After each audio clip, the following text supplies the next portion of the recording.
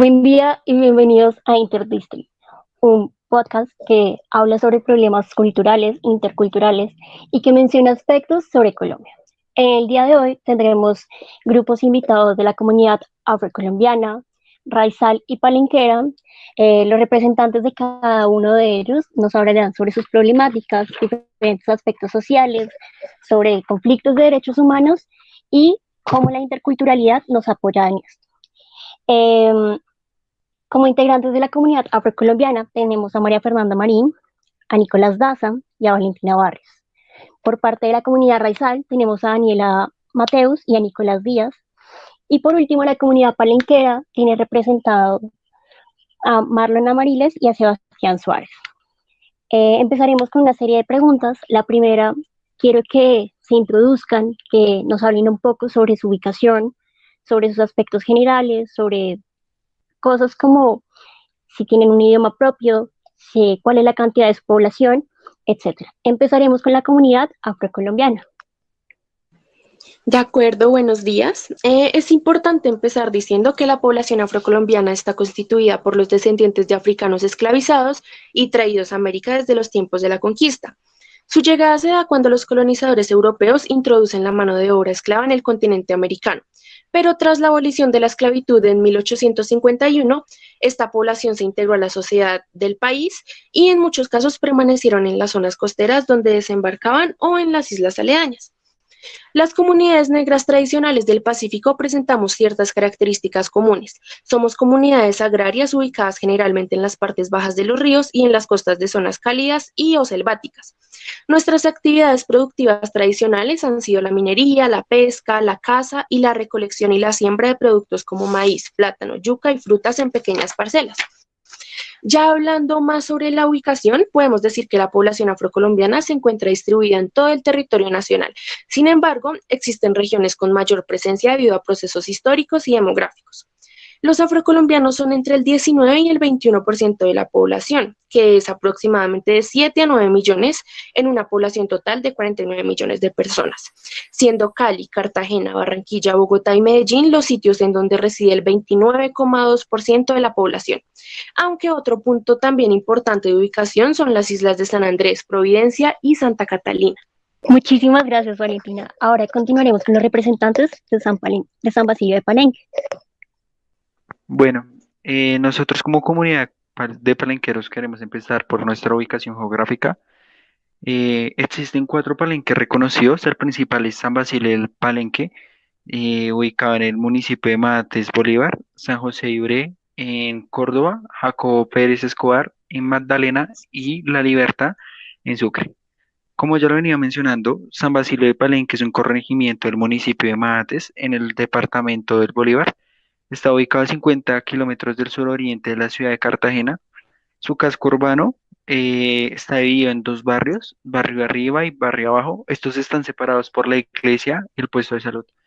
En tanto a la economía, gran parte de la población se dedica principalmente al sector agropecuario. De estos estaríamos hablando del 90% del territorio, mientras que en segundo plano las personas se dedicarían a la pesca artesanal. Estos trabajos en su mayoría están realizados por hombres. Las mujeres se dedican principalmente a la venta de dulces, recorriendo diferentes partes de la ciudad y ofreciéndolas a viva voz.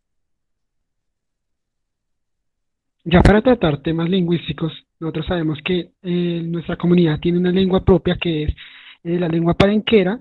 Solo se habla en San Basilio de Palenque y tenemos en cuenta que San Basilio de Palenque es un pueblo histórico en donde hoy en día habitan los descendientes de cimarrones dirigidos por Benco Biojó.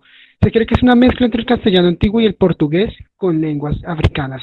Fue declarado por la UNESCO como Patrimonio Intangible de la Humanidad en 2005. Y en cuanto a censos, tenemos que los palenqueros nos concentramos en departamentos de Bolívar con un total del 66% que se autoproclaman palenqueros y en el Atlántico un 32%. Muchísimas gracias, chicos.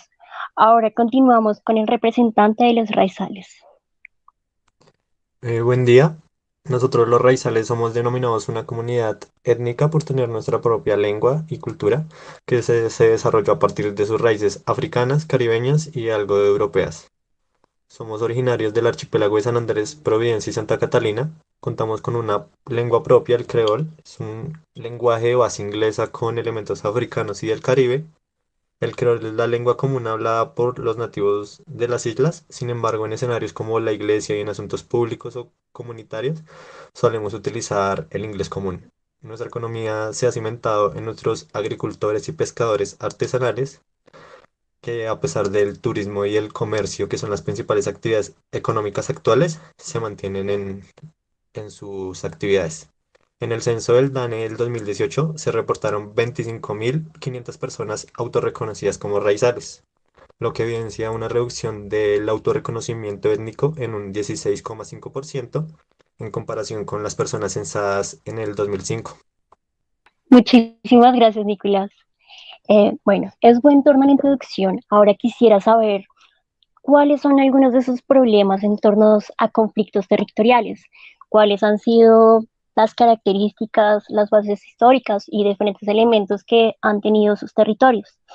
Empezaremos con los raizales. Quisiera saber si el fallo de la Haya ha generado problemas en su territorio. Sí, vale. Sí, precisamente nuestro conflicto principal se centra en el conflicto que tiene Colombia con Nicaragua, que se remonta a 1928, cuando se firmó el Tratado de Desguerra Barcenas, que establecía que la costa de Mosquitos y las islas aledañas iban a pertenecer a Nicaragua, mientras que el archipiélago de San Andrés y Providencia serían de propiedad colombiana. Sin embargo, en 1980, la junta sandinista que gobernaba en Nicaragua declaró nulo este acuerdo y exigió la soberanía sobre San Andrés y Providencia. Ellos alegaban que 50 años antes, donde se había firmado el trato, no estaba reconocido el derecho al mar y que dicho trato además se había hecho bajo la intervención de los Estados Unidos. Entonces Nicaragua inició un proceso de demanda en la Corte Internacional de Justicia de La Haya, que vimos materializada hasta el 2001. A pesar de que, de que la soberanía de las islas fue ratificada en Colombia para Colombia en el 2007, Nicaragua no se rindió y siguió en su lucha hasta que en el 2012 la Corte Internacional de Justicia dictó una nueva sentencia sobre la demanda que presentó Nicaragua sobre el país, argumentando que todo el archipiélago le pertenecía a este último país. Sin embargo, con este fallo Colombia perdía cerca del 43% de su territorio marítimo. Esta pérdida fue interpretada por los raizales como un descuido y una desintención del gobierno hacia el archipiélago, sin mencionar cómo esto nos vio afectada a las familias de las islas que principalmente se dedican a la pesca artesanal. Bueno, muchísimas gracias, Nicolás. Ahora continuaremos con algunos de los problemas territoriales por parte de la comunidad afrocolombiana. Bueno, sí, imagínate que los derechos territoriales de las comunidades negras son reconocidas por primera vez en la Constitución Política de 1991. Luego conocemos la Ley 70 de 1993, que reconoce los derechos territoriales a la población del Pacífico y por otro lado reconoce de manera especial a las poblaciones negras. Esta ley fue diseñada teóricamente para toda la población negra de Colombia, sin embargo, excluye de sus principales aspectos a su mayoría, o sea, a los habitantes urbanos. Pero bueno, entonces hablemos de los afrocolombianos que sí pueden, entre comillas, gozar de esta ley, porque es aquí donde entran realmente los conflictos territoriales. Con esta ley vemos un cambio en el ambiente político de las comunidades negras, incluso podríamos hablar de unos procesos emancipativos. Sin embargo, estos procesos no ocurren sin generar contradicciones que pueden alimentar conflictos territoriales. Por ejemplo, se agudizan los conflictos territoriales con los vecinos, que esto lo entendemos como una confrontación entre grupos étnicos por territorios, porque los resguardos, los territorios negros, las plantaciones, las reservas naturales o del Estado se rigen por medidas legales distintas. Y eso mismo hace que estos conflictos difícilmente puedan resolverse por acuerdo mutuo. E incluso las propias instituciones del Estado son incapaces de jugar el papel de árbitro. Aunque obvio tampoco nos podemos olvidar de las ambiciones territoriales de las grandes agentes económicos. Por ejemplo, en el sur del Pacífico, las plantaciones de palma americana. En el norte, las empresas madereras y mineras. En ciertos lugares, las turísticas o los macroproyectos. Todos estos manejan grandes extensiones de tierra, muchas veces las mejores, y necesitan asentarse con cierta seguridad en el Pacífico. Y si bien la Ley 70 prevé para todos ellos la obligación de negociar con las comunidades negras cualquier proyecto que tenga impacto en los territorios, lo cierto es que no lo hace. En un principio sencillamente las ignoraron, luego intentaron manipular los consejos comunitarios y ahora negocian contratos de explotación que las comunidades y consejos comunitarios son incapaces de controlar. Es por esto que, que esto supone un gran conflicto territorial para nosotros. Muchísimas gracias, Valentina. Por último, en torno a problemas territoriales, vamos a escuchar a los palenqueros. Bueno, nosotros como comunidad palenquera, en la titulación de los terrenos del barrio de La Honguita, fue un escenario receptor de grupos desplazados por la violencia. Esto generado por conflictos entre los grupos armados colombianos y el ejército colombiano.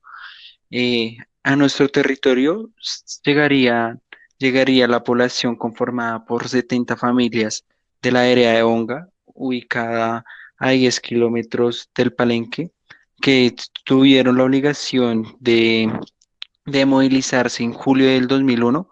Esta población hoy en día todavía vive con el temor de que se les despoje de sus territorios, aunque el gobierno colombiano al día de hoy todavía no permite una protección del ejército colombiano en estas zonas, en lo que es la vereda de Bonga y en lo que es en el municipio de Matae, para la población de San Basilio del Palenque.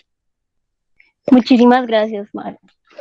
Bien, ahora entrando a otra pregunta, quisiera saber si su comunidad ha tenido o tiene aún problemas en torno a la violación de derechos humanos.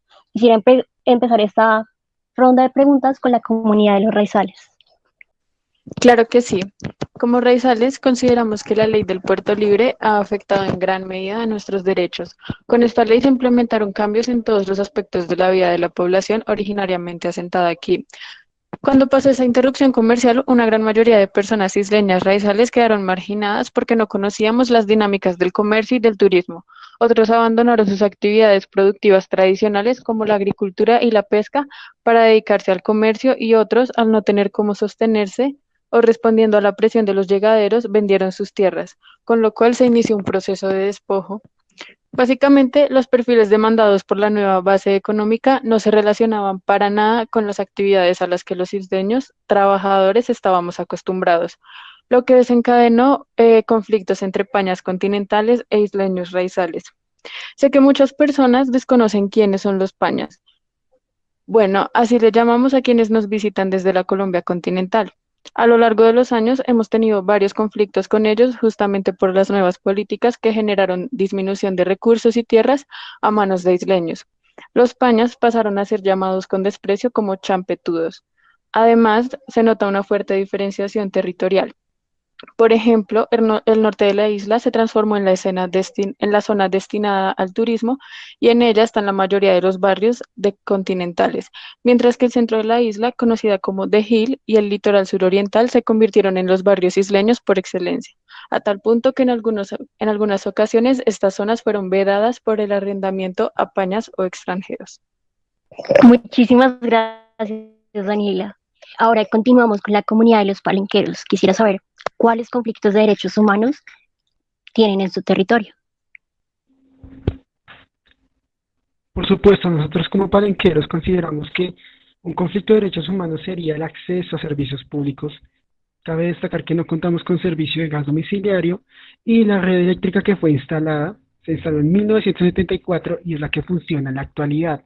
Esta red se ha dañado varias veces y solo la han reparado en donde se ha afectado, es decir, tiene muchas reparaciones y nunca la han cambiado completamente. Y por ello, la red no conduce adecuadamente a la electricidad y esto lo que hace es deteriorar los electrodomésticos en las casas de nosotros los habitantes de San Basilio de Palenque. Por otra parte, otra forma en la que nos han eh, ultrajado nuestras garantías de los derechos humanos son con garantías sanitarias y problemáticas con los grupos armados. Tanto el conflicto armado como el COVID-19, ambos en un contexto de abandono total y falta de protección por parte del Estado. Son los últimos episodios en una cadena continua de violencias e injusticias contra el pueblo afrodescendiente basado en las ideologías coloniales, la lógica capitalista, el racismo y el patriarcado. Esto lo afirmó Esther Ujalari, representante de la Consultoría de Derechos Humanos y Desplazamiento, que pedía por los grupos afrodescendientes específicamente por el grupo palenquero que ha sido olvidado frente a estas problemáticas? Muchísimas gracias, chicos. Bueno, eso fue en torno a conflictos de derechos humanos. Ahora quisiera saber cuáles problemas sociales se hallan en sus territorios, con sus comunidades. Eh, pero antes quisiera continuar con una pregunta dirigida hacia los derechos humanos, muy específica para afrocolombianos. Y si consideran o cómo un propio sistema judicial ayudaría a la solución o mejoramiento de los problemas que tienen en su sociedad. Sí, claro. Lo que pasa es que la lucha actualmente por la parte de los afros es hacia el reconocimiento por parte del gobierno de de una justicia propia para para nuestras comunidades.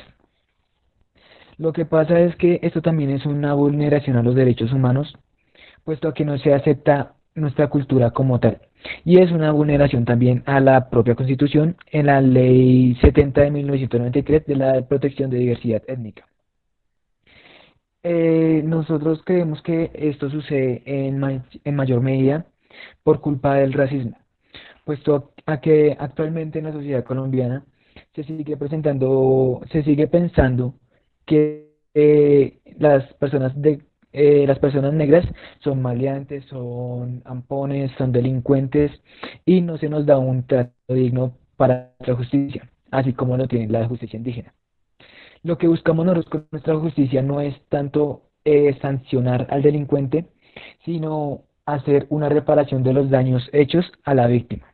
Muchísimas gracias, Nico. Ahora sí quisiera introducirnos al tema de los problemas sociales. Quisiera empezar con la comunidad palenquera. Bueno, nosotros como comunidad palenquera hemos sufrido una de las grandes problemáticas sociales mediante la citadinización. Esto se refiere a que la citadinización que impregna la juventud palenquera y la influencia desde el punto de vista de apropiarse de prácticas sociales ajenas y diferentes a la de nuestra comunidad han provocado un problema social por las comunidades antiguas y las nuevas comunidades o la juventud palenquera por las tradiciones culturales que tiene que tiene nuestra comunidad. Otro aspecto que se ha venido vulnerando es cómo mantener el velorio, que es un factor de cohesión de la comunidad e institución cultural fundamental, que representa nada más y menos que la posibilidad de un encuentro generacional. Esto, al no sostener a la misma periodicidad del velorio, se afecta notoriamente a la existencia del cuadro, ya que existen los diversos momentos para el encuentro, la conversación y la integración, los cuales se han visto suplantados por otras actividades culturales que se han venido realizando a causa de la citadinización. Muchísimas gracias, Marlon. Bueno, eso fue en torno a los palenqueros. Ahora quisiera escuchar a los afrocolombianos. De acuerdo, pues buen día.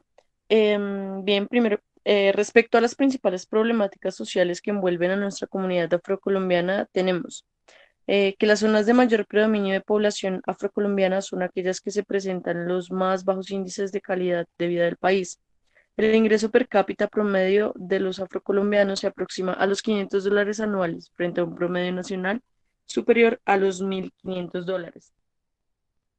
35% de la población afro del país recibe salarios inferiores al mínimo legal y la esperanza de vida se ubica en un 20% por debajo del promedio nacional. La calidad de educación secundaria que recibe la juventud afrocolombiana es inferior al 40% si la comparamos con el promedio nacional. En los departamentos del Pacífico colombiano, de cada 100 jóvenes afros que terminan la secundaria, solo 2 ingresan a educación superior. Y finalmente, aproximadamente el 85% de la población afrocolombiana vive en condiciones de pobreza y marginalidad, sin acceso a todos los servicios públicos básicos. Entonces, no es necesario como sobreanalizar las cifras anteriormente mencionadas para evidenciar que el índice de pobreza en nuestra comunidad es alarmante. Solo por ejemplificar, podemos tomar la alimentación como un indicador del bienestar de una comunidad determinada. Y la situación de nuestro grupo étnico respecto a este indicador es demasiado desalentador si lo comparamos con las demás comunidades pertenecientes al país. Podemos tomar como ejemplo al departamento del Chocó, el cual tiene el índice de población afrodescendiente más alto, que es correspondiente al 82%, y este es uno de los 4 departamentos donde la situación de pobreza ha incrementado considerablemente. Para superar todas estas complejas problemáticas es necesaria una intervención firme del gobierno, tanto nacional como de los gobiernos departamentales. También es necesario implementar un plan de desarrollo social que se preocupe por luchar contra el racismo, contra la discriminación racial y que intente disminuir la enorme brecha que existe entre las diferentes comunidades étnicas en el país. Mm, También considero que en este punto es importante resaltar que por parte de nuestra comunidad afrocolombiana existen iniciativas que pretenden mejorar la calidad de vida. Por ejemplo, en Quibdó hay artesanas que fabrican ropa y accesorios con fibra de la corteza de los árboles. Esta microempresa ayuda a muchas mujeres en condición de vulnerabilidad, genera empleos y como consecuencia ayuda a esta región pues tan afligida por la pobreza. También en Chocó se creó un proyecto coordinado por distintas agencias de las Organizaciones Unidas, el cual impulsó alrededor de 3.000 familias que fueron víctimas del desplazamiento forzado a causa del conflicto armado, em, pues a que retomaran sus tradiciones de cultivo. Y como estas, pues hay diferentes iniciativas creativas que surgen desde el corazón de la misma comunidad y que tienen como objetivo, como ya mencioné antes, combatir la pobreza o visibilizar a nuestra gran comunidad afrocolombiana y mostrar nuestra fuerza. Muchísimas gracias, María Fernanda. Por último, en torno a problemas sociales, escucharemos a los raizales. Quisiera saber si la discriminación lingüística o aspectos de migración los afectan a ustedes y si esto genera aún más problemas sociales en su lugar de ubicación. Claro que sí. Los habitantes sanandresanos hemos estado viviendo un gran problema de sobrepoblación de magnitudes incalculables. Además, nuestros ecosistemas terrestres y marítimos se han visto afectados debido a los cambios en los usos de los suelos con la tala de árboles y el vertimiento de aguas residuales sin tratar. Respondiendo a tu pregunta, también hemos estado luchando fuertemente para conservar el creol en un sistema educativo digno para nuestros niños y jóvenes. Las estadísticas muestran que el 26,71% de nuestra comunidad no sabe leer ni escribir. Las políticas lingüísticas del país han desconocido la diversidad lingüística y han centrado sus esfuerzos en implementar el inglés. Por ejemplo, en San Andrés, las propuestas de educación bilingüe casi siempre se han enfocado en el desarrollo del inglés y el castellano, pero ¿y el creol? Las escuelas están dirigidas por docentes inmigrantes que no solo no hablan el creol, sino que infunden el desconocimiento de nuestra historia, entorno y elementos fundamentales de la cultura. Por lo que muchos niños y jóvenes de nuevas generaciones no hablan creol, no establecen una relación con su medio natural y no preservan estas características ancestrales. Muchas gracias, Daniela. A contar con nuestra sección de preguntas. Quisiera de su cultura y de cómo los procesos de interculturalidad podrían ayudar a la solución de algunas de sus problemáticas. Quisiera empezar con el grupo de los afrocolombianos. Sí, claro, primero me gustaría hablarte un poco de de nuestra interculturalidad como tal y de nuestra cultura en general. La cultura general de los afrocolombianos es una cultura que se remonta a tiempos históricos, pues viene desde que los esclavos eran traídos a Colombia. De esa cultura de esclavos descendemos gran parte de los afrocolombianos actuales.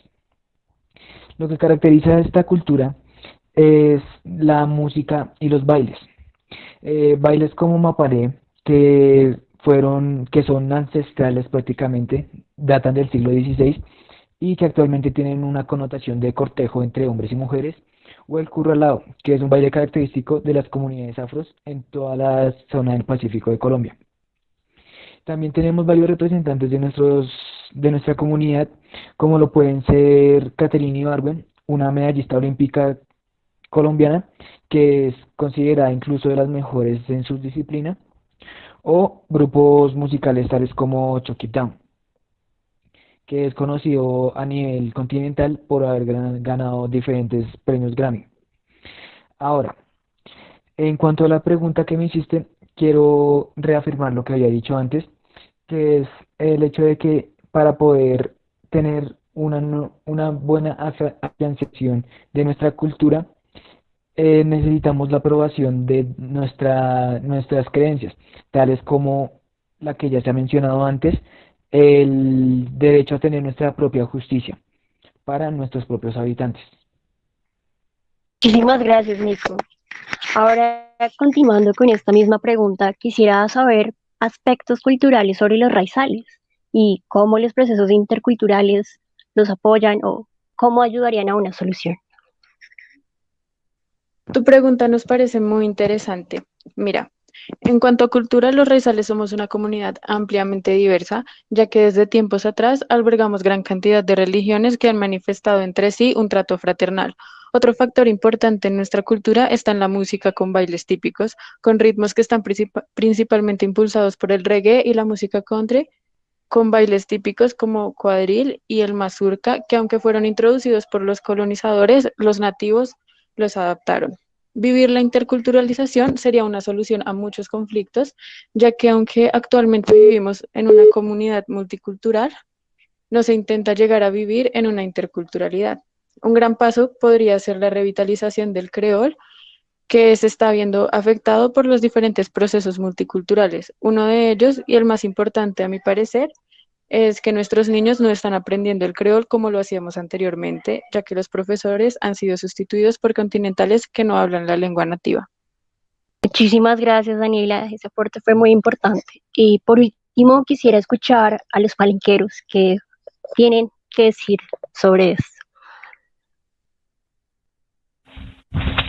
Claro, nosotros como palenqueros consideramos 4 cosas muy importantes para explicar la interculturalidad. En ello vemos lo que es la organización social, la lengua, un ritual que es el Numbalú y la música. Entonces en la organización social nosotros tenemos entendido y lo dividimos por 3 partes. Las redes familiares es para nosotros el núcleo principal de socialización en el que padre, madre e hijos tienen sus deberes y derechos bien establecidos. También tenemos lo que se llama el cuagro, que es una forma de organización establecida por rangos de edad.